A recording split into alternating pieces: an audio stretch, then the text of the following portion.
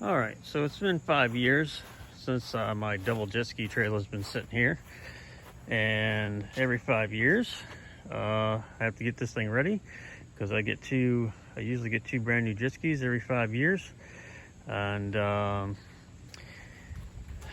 so I just ordered some this summer, and they're going to be coming in the fall, which is going to be coming up here in a couple months. So it's time to do a little refurbish on this trailer. This is obviously a galvanized trailer. This is a 1998 load right galvanized trailer. You see this thing's in actually pretty good shape. I only use this thing once a year, maybe twice, every 5 years, because I'm fortunate enough to have a lake property, and I keep my skis out in the boathouse, and I don't really have any use for a double trailer except for when I go buy my new ones to bring them to the lake, and maybe occasionally I bring them home to just to do a really good service on them. Usually I do it at the lake, but so here we are, 5 years. I'm going to do a couple things here to this thing just to get it ready. Like I say, this galvanized trailer, it's actually in really good shape. Yesterday I just kind of took a little soap and water in my power washer, and I just sprayed it. I didn't really power wash anything. I had a little foam cannon, and I foam cannon the whole thing with a little bit of bleach and water and soap, and it actually, the galvanized part looks exactly the same. What I really did was this board here, this walk board, it was covered in carpet, but it's mostly coming off. So I just ripped the carpet off, and I just power washed this board. I don't think I'm going to recarpet this time. I'm just going to stain this, and that's going to be fine. I am going to redo the bunks. Obviously you see the carpet's coming off, and these boards are kind of getting all rotted. They would actually work if I wanted to keep them. I'm just gonna replace them and recarpet them, and so they'll be all new. The tires look good. I put a little shine on them yesterday just to, kind of keep them shined up. That way they don't tend to dry out. These are the original tires from 1998. You can see, they look perfect. Nothing wrong with them. So really what I'm going to do is I'm going to get a set of lights, which I've been wanting to do for a long time. This one's fine, but they're not LED. The other one's kind of halfway broken. I've been using it that way for a long time, but lights are cheap. I get a set of lights for 24 bucks. I'm going to do a light kit on it. I'm also going to, like I said, redo the bunks. I'm going to recarpet them. What else am I going to do? I took these off because these are always a problem. I never do anything to protect them, but these are cheap also. You can get these for $22 a piece. I got two of them. So I took those off yesterday, and they go here obviously, and then over there I'm gonna put two brand new ones. So yeah, that's about it. I'm gonna go stain this for today. This is all dry now. So I've got some stain up in the garage. I'm just gonna throw a quick coat of stain on it. Actually, at the same time, I'm gonna hit my trailer over here. I'm gonna hit this trailer at the same time. I had power washed this maybe 3 months ago. I had wanted to stain it, but I never got around to it. So I'm gonna throw a coat of stain on that at the same time while I got it out.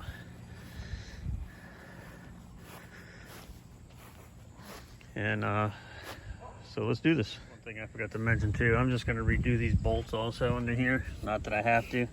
These two bolts, these bunks, they swivel from side to side. This one's not really good. See, this one's loose.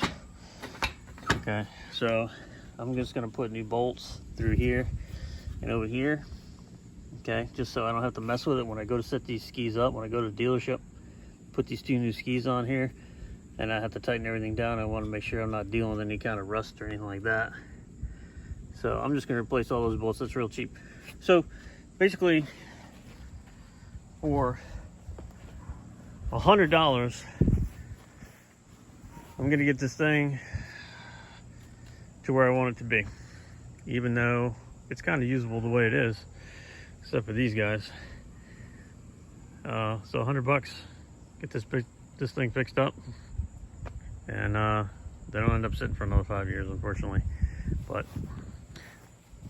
all right, let's get the stain. All right, so here's the stain I'm going to use. I'm just using this because I used this to stain my deck earlier this year, and I actually got 10 gallons of this, so that's what I'm going with. Alright, so I got my stay in the bucket here. Just gonna do a little dip. And I'm just gonna cover this all good. I'm not gonna make you watch me do this whole thing. I'll finish it. I'll be right back. Alright, so there's that walkboard, 2 coats on it. I'll show you this trailer up here. We got this trailer done too. This is actually 1 coat. Still a little wet. Getting ready to put another one on. But that one came out good too. So I got that one over there now. So today I'm going to do the bunks. I'm going to replace all these bunks. I got one off over here, all the way on the right hand side. I have 4 bunks here in my garage floor. I'm not going to go into a long video on how to make bunks. Basically my bunks were 6 feet. I could have bought a 12-foot 2x4 by 12 and just cut it in half, and I would have had 4. But I decided to buy 4 8-footers because I wanted to extend these. My ski is now going to be 125 inches long, so I wanted to go, instead of a 6-foot bunk, I wanted to go 76 inches. So I didn't buy carpet. I had a leftover boat carpet from another job that I did, another little side job. So basically I just cut 11-inch strips. I cut 11-inch strips of carpet, folded it around. Obviously you see I stapled it, folded over the edges. I was very generous with the staples. They are stainless steel. I used Arrow T50 trays stainless steel with my electric stapler. This thing works great. So I mean, it's pretty basic. I'm sure there's 1,000 videos on YouTube about carpeting bunks, so I'm not going to get into that. So let's go ahead and bolt these on. Leave my brackets on so I wouldn't have to worry about spacing. I'm just going to put the board on top of this, and I'm just going to screw it down. So I got this thing clamped on here temporarily. See how I did this? All right, now I'm going to go underneath here. I'm just going to drill 2 small pallet holes, and then I'm going to run these self-tapping screws in here. I'm going to use a 1/8 drill bit, and I set that to 1 3/8 inches depth. And I'm just going to drill pallet holes in each one. All right, so now we got 4 new bunks, looking good. 4 trash bunks here. I'm going to work on some lights. So this light's busted. It's not LED. It's got to go. This light's pretty good, but it doesn't work because it's a piece of junk. So I'm gonna take these off, put some new ones on. All right, so I picked up these submersible LED lights on Amazon. They were 22 bucks. $22 for a new set of lights. Got a right and a left, and then you got the this one has the LED underneath for the tail light. I mean, not the tail light, the license plate to light that up. Not that that matters much, but all right, so we're gonna throw these bad boys on there, see how they do. So these nuts right here, obviously they're so rusted they won't come off.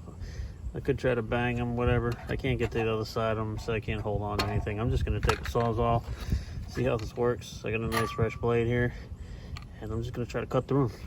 So here we go.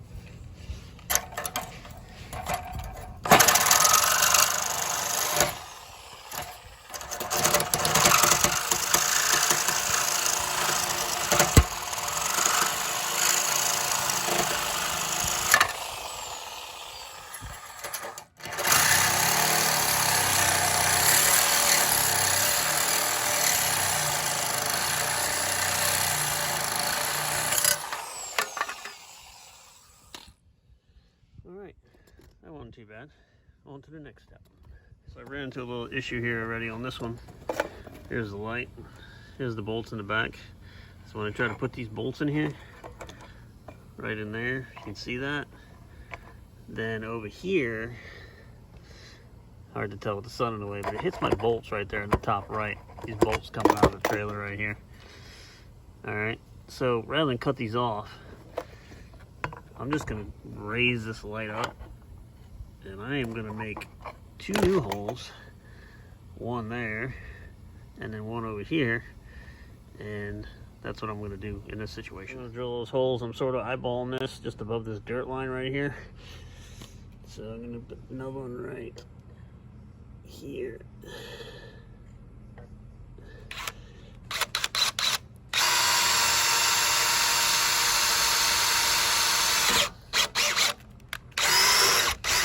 Oh, the stupid drill bit.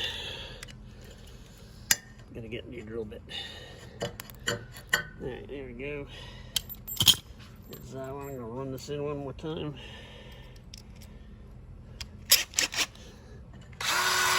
Alright, now make it bigger. Let's see. Let's go just a little bigger, and then we'll go. Yep, good. There, bigger.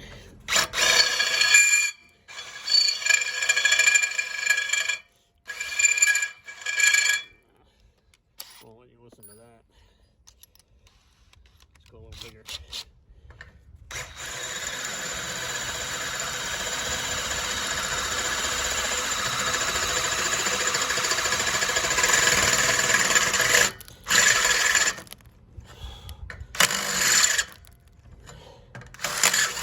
There we go. Do that to this one. And then we'll be good. Come right back when I'm done with this one. Got the 2 holes in there. So now, like this, and there it is. Problem solved. Now I'll wire it up. So when I wire things up, I splice everything. I strip it and solder everything. So all right, so I've got this light all mounted. It's looking good. I'm going to cut these wires. I'm going to strip them, and I'm going to solder them all together.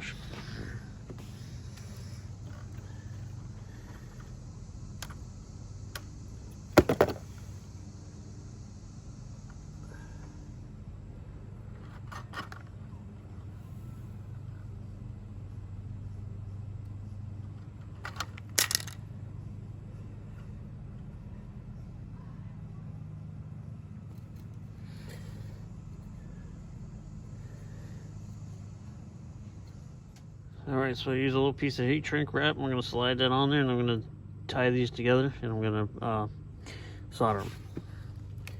Got the soldering gun. Get that going. Put my shrink wrap on.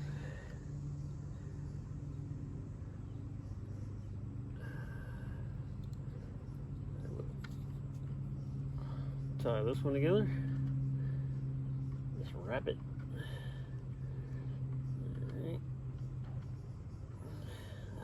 Good.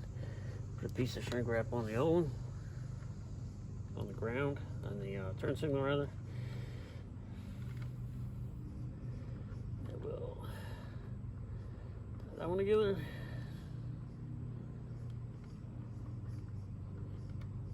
Strip this one a little more.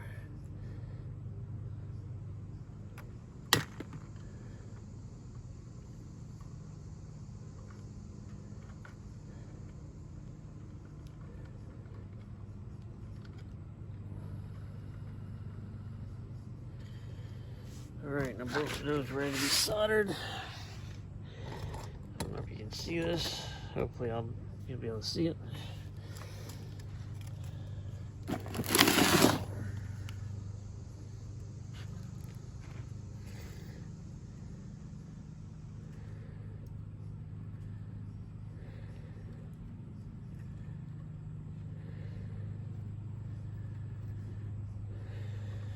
That's one.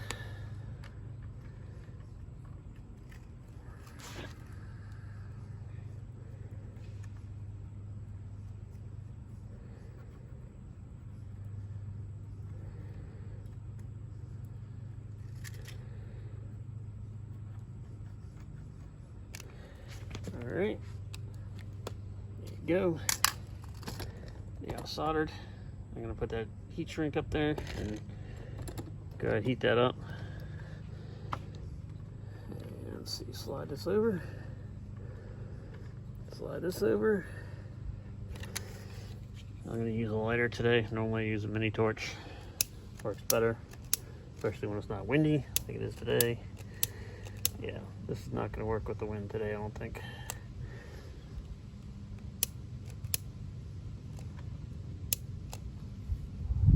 So I finally got the heat shrink down. Had a hard time with the lighter. Of course, we haven't had a breeze all day, but as soon as I tried to light that lighter, it got windy. So, all right, so I'm just gonna wrap this up with electrical tape, and we'll be good with this light. We'll be done. All right, so that's that side done, and you can see the other side. Haven't done that yet, so I'm gonna go over there to the right side, do that one, and then lights will be done.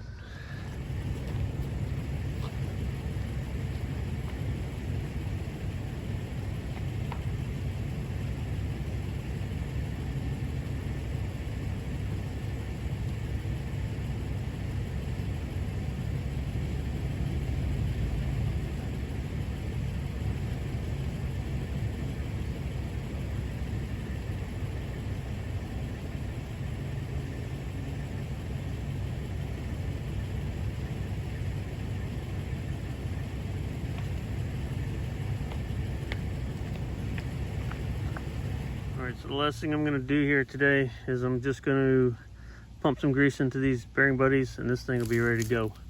Now I have two different grease guns. One is a hand pump, and then one I use at home is an air operated. I take this one whenever I'm towing a trailer. I always take a hand pump grease gun with me. The grease I'm going to use today is this Star Bright marine grease. I'm not affiliated with them in any kind of way. I just get this stuff on Amazon. It seems to be the most cost-efficient grease to use. This grease is red. I've heard some people on YouTube say before, or one particular guy say that marine grease only comes in blue. That is incorrect. It can come in red, blue, black. I've even seen it come in brown.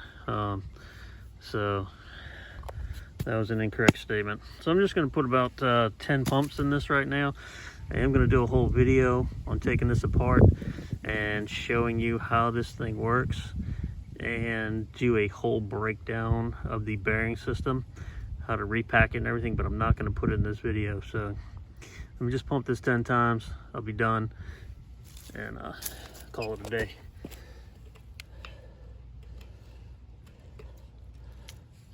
2, 3, 4, 5, 6, 7, 8, 9, 10. All right, that's all I'm going to do for today on this one. Like I say, in another video, I'll do the whole entire breakdown. We'll repack the wheel bearings. We'll do that then there, but I'm not going to do it this one. So this thing's going to be pretty much ready to go. I have the cranks, the hand winches over here. I did not install them. I'm going to wait until the skis come in, so these things aren't out in the weather getting all junky. But that's it. This thing is now ready to go. All I got to do is wait for Yamaha to call me, and I'm going to go pick up my skis. Any questions, just put them in the comments section. I appreciate it. Thanks for watching.